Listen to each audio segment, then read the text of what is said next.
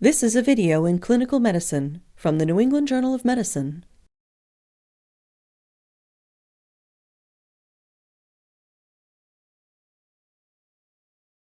Femoral venous catheterization is a rapid way to obtain intravenous access in hospitalized or emergency department patients. In this video, you'll learn how to safely place a femoral line. Placement of a femoral line may be indicated in the following situations: to obtain vascular access when peripheral access cannot be accomplished, to administer hemodialysis when access at a preferable site is not an option, to perform cardiac catheterization, or to administer large or caustic infusions. The following situations are relative contraindications: an uncooperative patient, the presence of infection, trauma, or distorted anatomy at the insertion site, obesity if it will significantly impair your ability to find the femoral vein, coagulopathy, and operator inexperience or lack of supervision. Femoral venous catheters, especially if left in place for more than a few days, are associated with an increased risk of infection and thrombosis as compared with subclavian and jugular lines. Therefore, if there is a safer insertion site, avoid performing femoral venous catheterization. When possible, explain the procedure to the patient and obtain informed consent before placing the catheter. In accordance with your institution's regulations and policies, go through your checklist and verify the patient's identity, check for contraindications, and then verify the procedure and site. A colleague should assist you with this process. Gather the necessary equipment. You will need intravenous fluid and tubing, additional anesthetic, a central venous catheter kit, and blood drawing equipment. You will also need a cap, face shield, sterile gown, and gloves. The basic components of a central venous catheter kit include chlorhexidine skin prep, a sterile drape and several pieces of gauze, ampules of lidocaine and saline, temporary and permanent sharps disposal cups, a syringe and small gauge safety needle for administering local anesthetic, a larger introducer needle for identifying the target vessel, a guide wire, a scalpel, a dilator, and a central venous catheter. Notice that each port on this triple lumen catheter is color-coded. The most distal port is brown. For securing the catheter, you will need either staples or sutures on a curved needle and a needle driver. A transparent adhesive dressing is needed to cover the insertion site. Review the anatomy shown here on a cadaver. The position of the femoral nerve, artery, and vein from lateral to medial can be remembered with the mnemonic navel, or nerve, artery, vein, empty space, and lymphatics, pointing to the navel in that order. The femoral vein can be found 2 centimeters beneath the inguinal ligament and 1 centimeter or approximately 1 finger breadth medial to the femoral artery pulsation. In a pulseless patient, you can approximate the location of the vein by placing your thumb over the pubic tubercle and your index finger over the anterior superior iliac spine. The vessels should lie within the web space. The head of the bed should be flat to minimize any flexion at the hip. Abduct the patient's leg away from the midline and externally rotate the hip. Assess the site with ultrasound whenever possible to confirm that the vein does not lie directly over or under the artery. This is the bifurcation of the femoral artery, and medial to it is the vein, which collapses when compressed. Before getting sterile, wash and sanitize your hands, and open the central line kit. Then, in a sterile fashion, mask, cap, gown, and glove yourself. Appropriate sterile technique has been shown to significantly decrease infectious complications. Prepare the central line kit. Add sterile saline for the line flush, as well as extra anesthetic. Draw several milliliters of saline into a syringe and flush the catheter ports. Remove the cap from the distal port to allow the wire to pass during the final step of catheter placement. Test the seal between the needle and the syringe. The needle should detach easily. Adjust the wire so that the end is straight. Next, prepare the skin by applying chlorhexidine to the femoral region, using a much larger area than you would expect to need. Allow the skin to dry for at least 30 seconds, then drape the patient and place the wire on the sterile drape.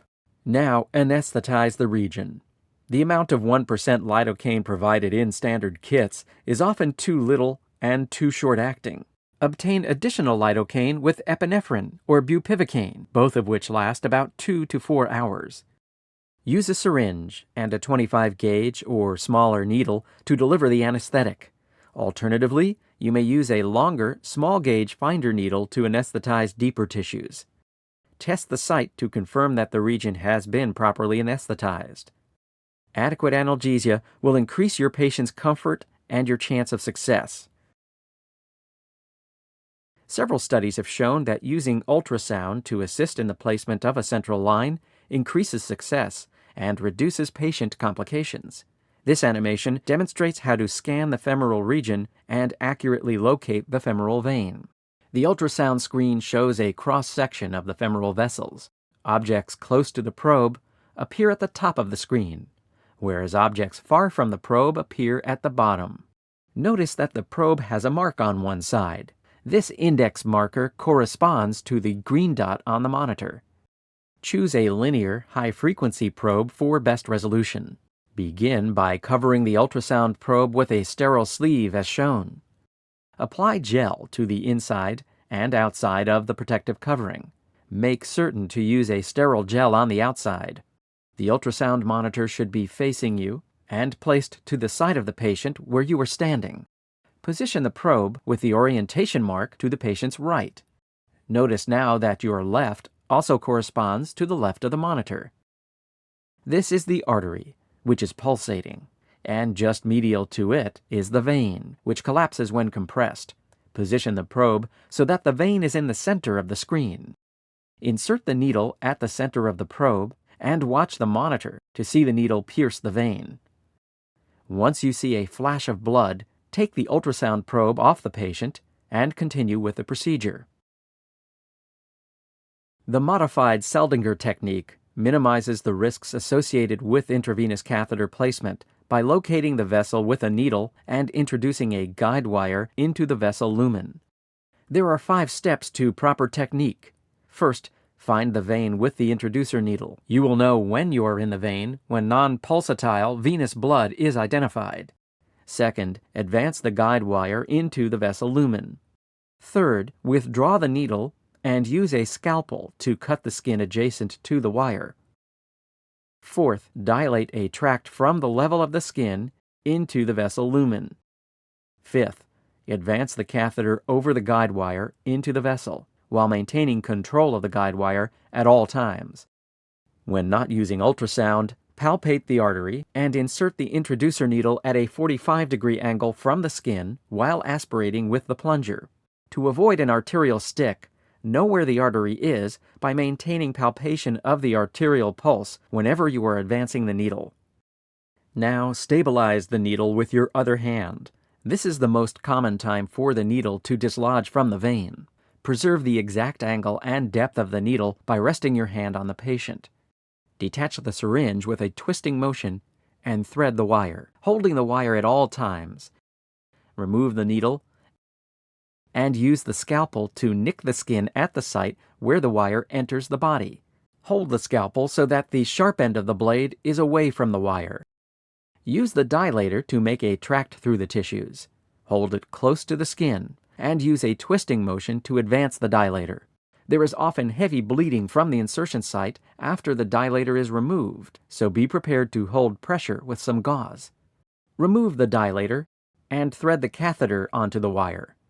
Hold the wire at the skin while sliding the catheter forward. Do not let the catheter pass through the skin until the wire has passed out of the distal catheter port and you have grasped it firmly.